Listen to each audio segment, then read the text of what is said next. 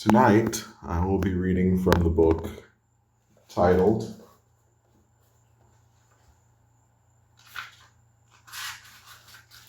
The Great Rabbi Loew of Prague, His Life and Work, and the Legend of the Golem, with extracts from his writings and collections of the old legends, by Frederick Thierberger, a publication of the East and West Library, issued by Farrar, Straus and Young, Incorporated.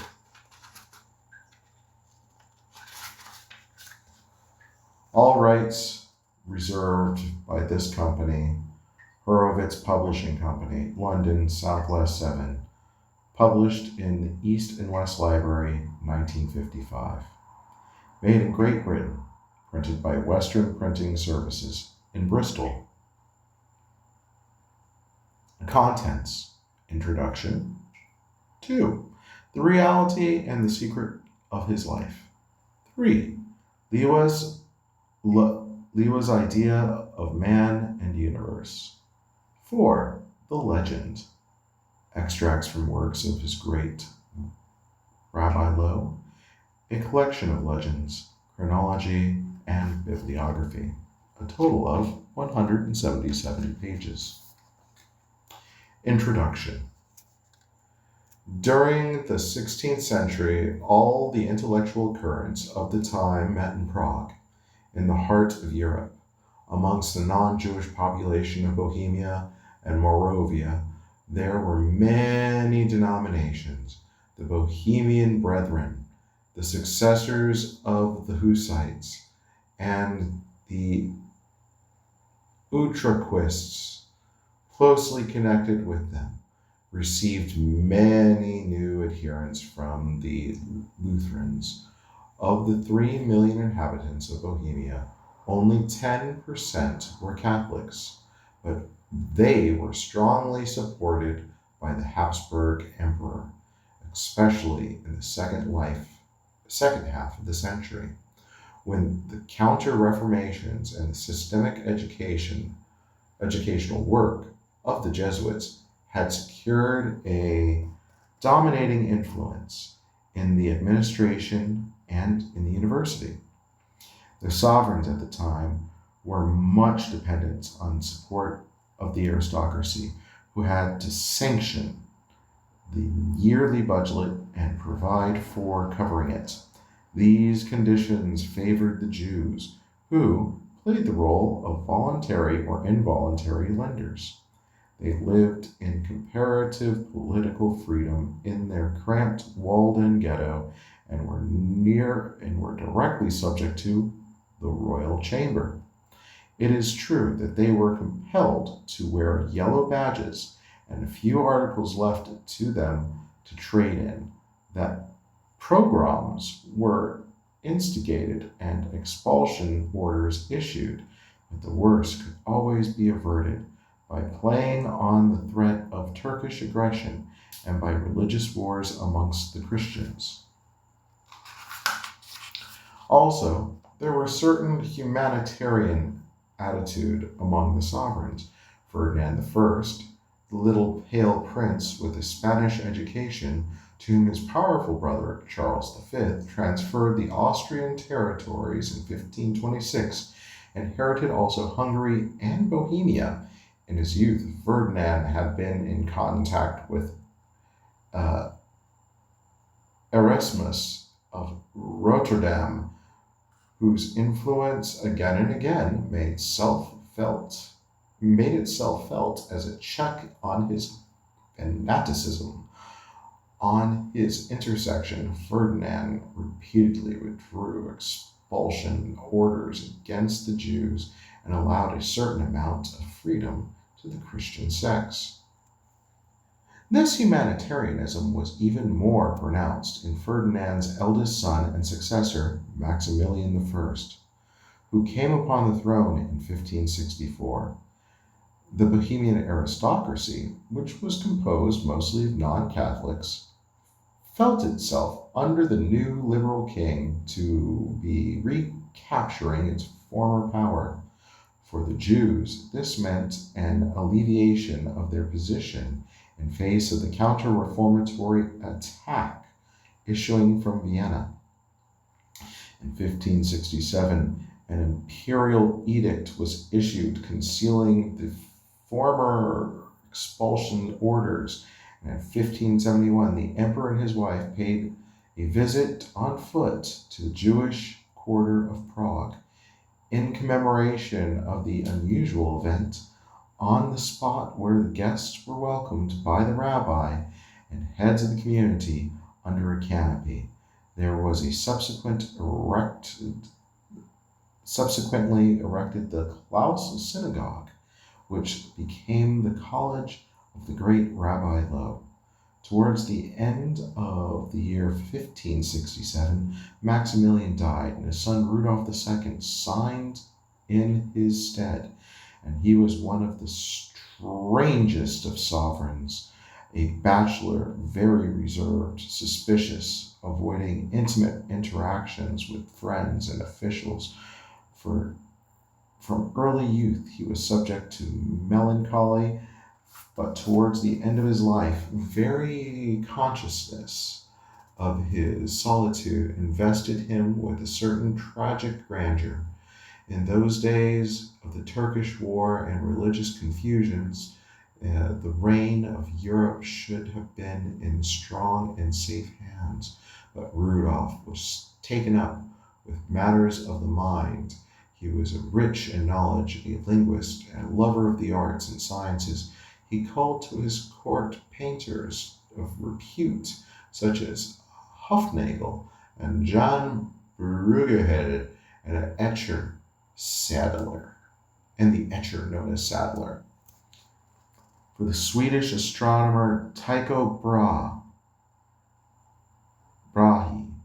he created near Prague an observatory of the latest type, and attached to him the Württemberg genius Johann Kepler. Close to the castle in Prague, where he resided permanently from 1582, he built a special street with dwellings and experimental kitchens and alchemist streets that can still be seen today. The removal of the imperial court to Prague brought to the Jewish community their added importance and better protection, owing to the fact that personal access to the emperor was difficult. Even high dignitaries were denied audiences. Anti-Jewish elements, such as Jesuits, commanded communal councils, and trade guilds were kept in check. It was known that the emperor desired to leave the Jews in possession of the moderate freedom granted to them by his predecessors. He even went further. For instance, Maximilian had forbidden the Jewish furriers to make fur coats or even dresses with fur trimmings. But in 1580, Rudolph allowed for the Jews of all Bohemia to trade freely and repealed the restrictions applying to the furriers. On the other hand, he renewed the edicts that the Jews had to wear on their attire the yellow badge of identification, and in 1585, he even sanctioned the expulsion of a few of the Jews in Schönberg in Moravia. Still, on the whole, there was more light than dark, and shade in the twilight of his relative freedom. Prague was a great center of the whole of Judaism.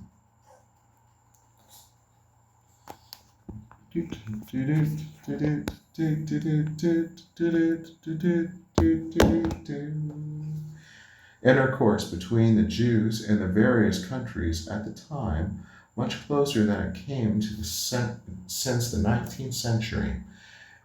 They were much more homogeneous than in the period following the emancipation. Even the divisions between Sephardim and Ashkenazim became acute only later. Italian scholars, in particular physicians, could be met with Germany and Poland, Bohemian rabbis in Italy and Turkey. The rabbis, Katzenelhogenbogen of Padua and Jacob of Worms, the uncle of the great Rabbi Loew, and Eliezer Treves of Frankfurt on Main were commissioned by the Emperor Ferdinand to work out the order of elections for the Jewish community of Prague. Moses Isserlis was asked by Krakow to give decisions which deeply affected the life of the Amsterdam community. It made no difference to the circulation of books within the Jewish world, whether they were published in Venice, Prague, Amsterdam, Salonika, or Krakow. Their common Hebrew culture, historical consciousness, and legal and political worries and national aspirations kept together a people dispersed over continents. Some time before 1514, a printer called Gerson, a descendant of the famous printer of that name, had transferred Hebrew type and a printer's press from Samson to Prague, and brought with him the artistic taste of the early Italian printers. The emperor conferred upon him the privilege of acting as a sole Hebrew printer, and this privilege descended to Gerson's son Mordecai, who together with his 5 sons issued in Prague the most important works of the 16th century. This printing press published the greater part of the writings of the great Rabbi Loew, and in 1592 chronicled the Zamek David by David Gans. I guess that's an important book. At the end of this later work, there is notice concerning Mordecai Maisy and his first and second wife. Judging by the text and the arrangement of the print, this is the kind of dedication to the great Maecenas, who apparently enabled the chronicles to be published. Thanks to a successful trading transaction, Maisel had become, as far as is known, the richest Jew in Central Europe. He lived all his life in Prague and died there without issue in 1601 at the age of 72.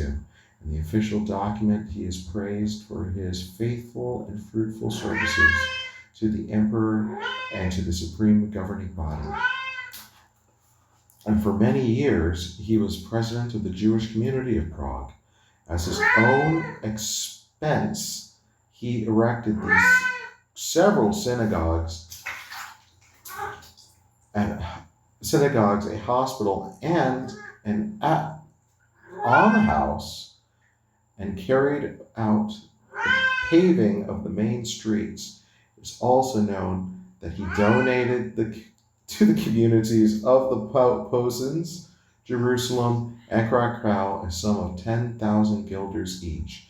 An idea that was such a sum represented may be derived from the fact that he, at the time, a fattened ox cost 5 guilders. A personal devotion to Maisy and this great Rabbi Loew was the great service of the later's educational activity. Maisel built the Klaus Synagogue for Rabbi Loew, and no doubt it was he who was instrumental in arranging the recall of the great rabbi to Prague, and certified copy of Maisel's will, which was executed a few months before his death, and which can still be seen, bear the signature of Rabbi Loew, who was already very old.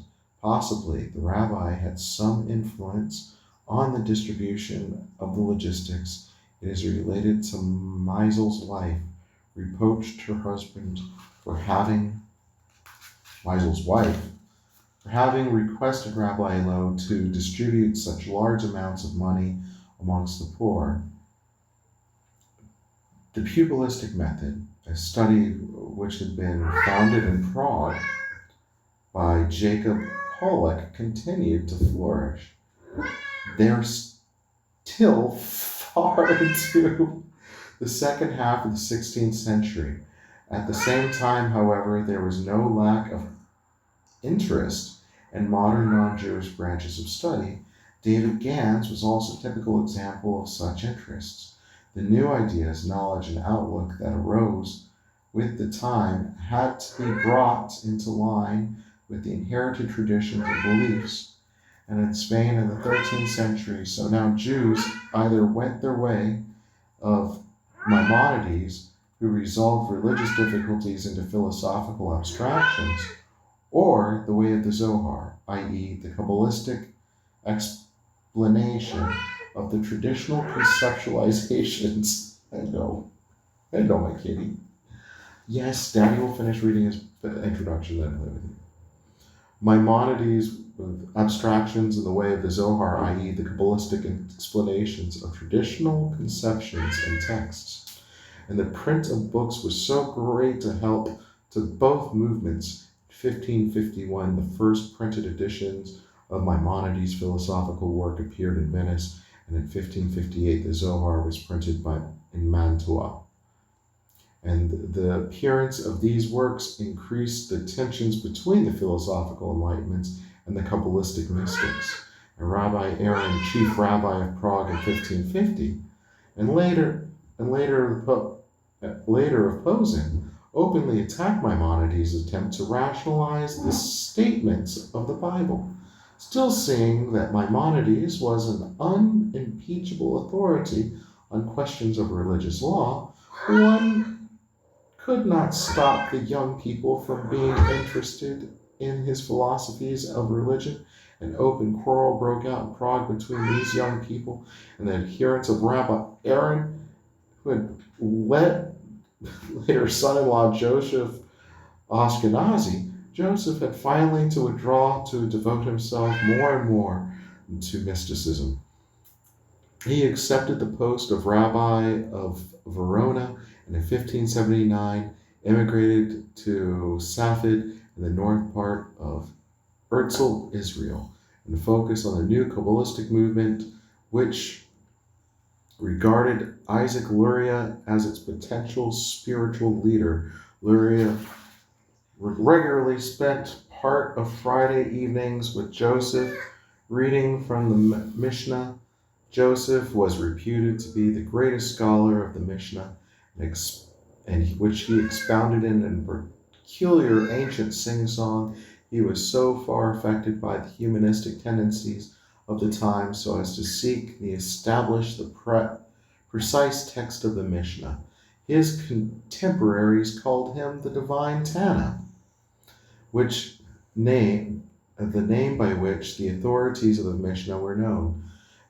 Equally devoted to the Mishnah, though different ways, was the most commanding tinkerer who lived in Prague in the last quarter of the 16th century, and that memory of whose power survived in legend for a long time after him, Loew ben Bazazel, or, as he is commonly referred to, the great Rabbi Loew. End of introduction.